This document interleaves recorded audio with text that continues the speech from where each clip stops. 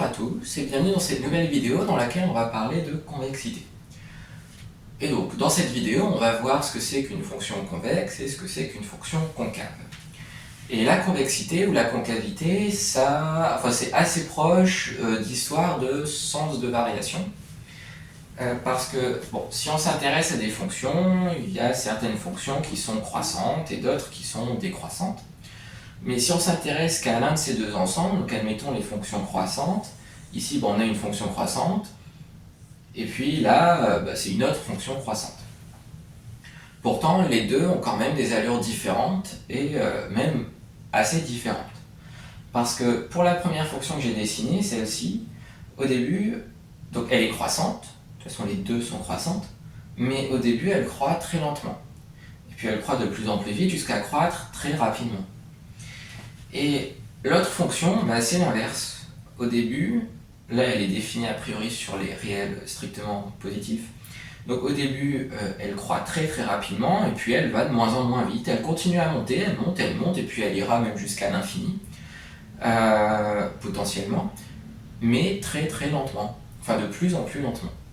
Et donc cette fonction, la première, c'est ce qu'on appelle une fonction convexe.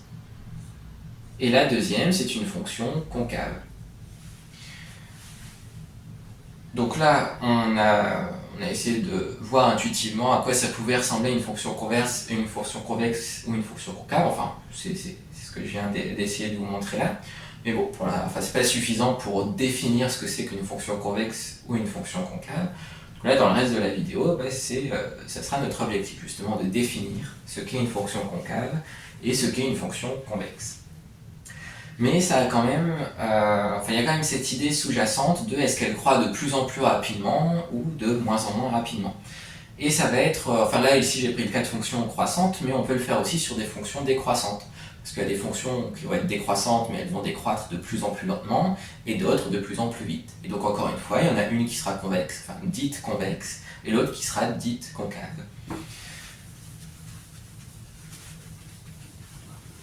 Et donc, quand on parle de convexité ou de concavité, c'est bien toujours d'avoir un dessin en tête. Et donc ce dessin, ça peut ressembler par exemple à ça. Donc là ici on aura une fonction convexe. Et là une fonction concave. Donc là en fait c'est ce que je disais avant. Là, au début elle décroît cette fonction, mais elle décroît rapidement, puis de plus en plus lentement. Il y a un moment où elle devient même croissante.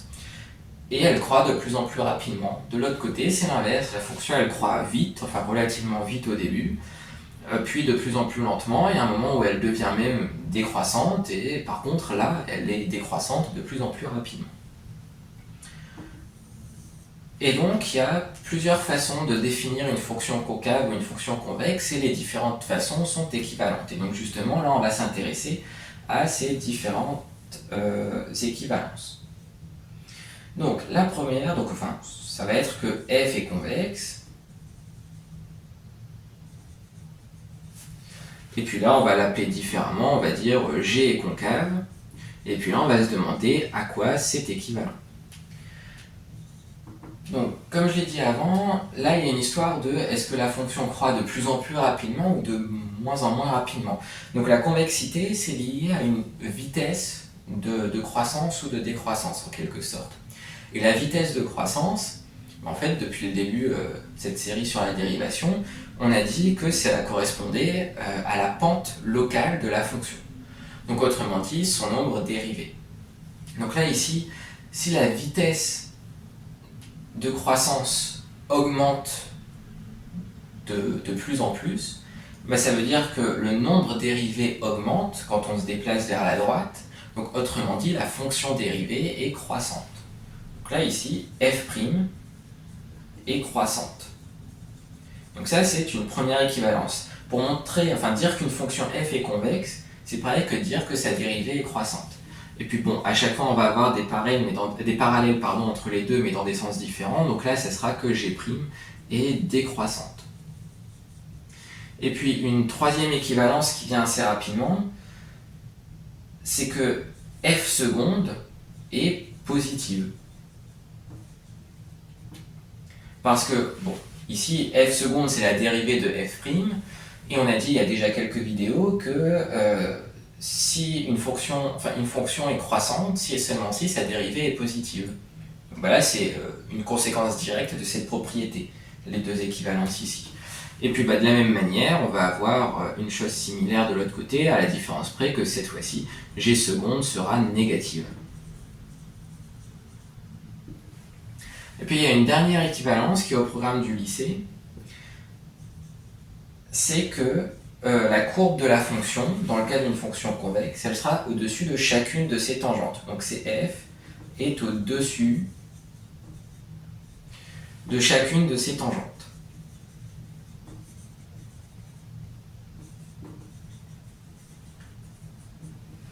Là, ici, on peut se convaincre sur le dessin, en tout cas, que c'est effectivement le cas, puisqu'ici, si on essaie de tracer quelques tangentes, on va en avoir une qui ressemblera à ça, une autre ici, là, et puis de l'autre côté, des choses comme ça. Donc là, la courbe bleue sera bien toujours au-dessus des tangentes en verte, et de l'autre côté, ça sera l'inverse. On va avoir CG, donc la courbe de G, qui sera en dessous de chacune de ces tangentes.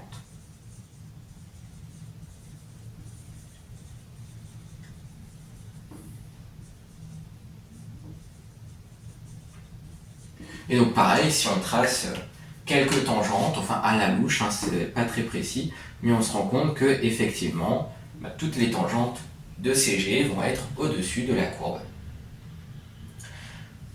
Mais bon, pour vraiment faire la démonstration que là le quatrième point est bien équivalent aux trois autres, c'est pas super immédiat, donc on ne va pas le faire. On va juste admettre que là la quatrième phrase est équivalente aux autres. Et donc comme ce sont des équivalences, en fait montrer l'une des assertions, ça permet en fait de montrer les quatre d'un coup. C'est le principe des équivalences. Donc là, pour montrer qu'une fonction est convexe, soit vous pouvez montrer que f' est croissante, que f seconde est positive, ou que la courbe de f est au-dessus de chacune de ces tangentes. Pas besoin de montrer les trois, une seule suffit.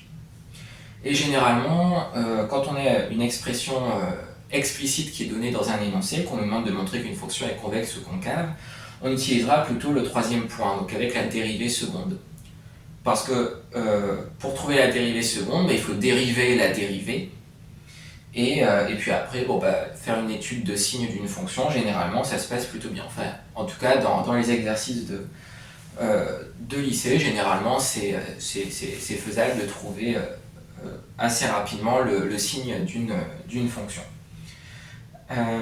Et simplement, donc là oui, je disais que la dérivée seconde c'est la dérivée de la dérivée, mais on peut étendre ce concept à une dérivée énième par exemple, parce que f seconde, on peut envisager de la dérivée.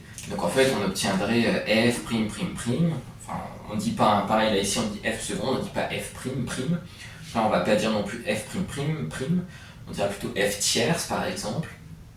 Mais là ici, si on écrit toujours avec des apostrophes, à la fin, pour savoir si on a 6 ou 7, là, c'est pas évident. Donc en fait, à partir de 3, généralement, on note plutôt de cette manière. Donc là, ça serait la dérivée troisième de f. Mais on peut faire ça autant de fois qu'on veut. Donc voilà, c'était simplement pour dire que la dérivée seconde, on pouvait la dériver pour obtenir la dérivée tierce, et puis on peut encore dériver pour avoir la dérivée quatrième, et ainsi de suite. Mais on n'a pas besoin d'aller jusque-là pour les histoires de convexité et de concavité. La dérivée seconde suffit pour conclure, à condition d'être capable de déterminer son signe. Donc voilà, donc la méthode à privilégier pour montrer qu'une fonction est convexe, ça sera toujours de déterminer le signe de la dérivée seconde de la fonction.